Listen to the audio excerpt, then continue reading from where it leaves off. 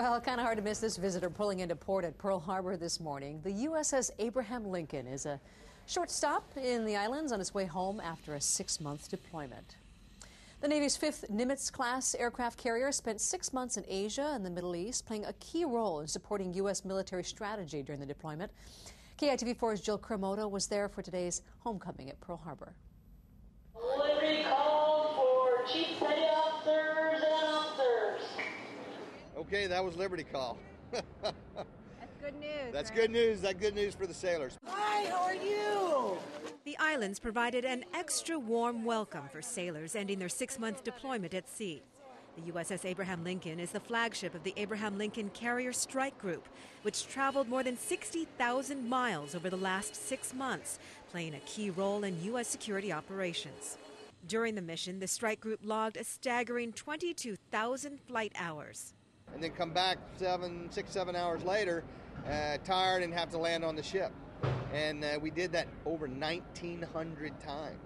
There are 5,000 men and women stationed aboard the USS Abraham Lincoln. More than 40% of them are under the age of 24. But 6 months on an aircraft carrier can be stressful no matter how old you are. I'm just really happy to be here right now.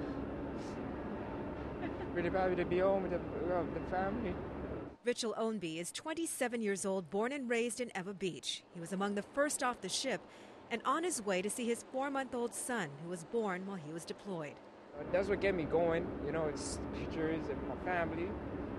It's real stressful on the ship, but there's nothing I can't handle, you know. Ownby, along with his shipmates, plans to make the most of his 4-day stay in the islands before the USS Abraham Lincoln heads to its home port in Washington State. Jill KURAMOTO, KITV4 News.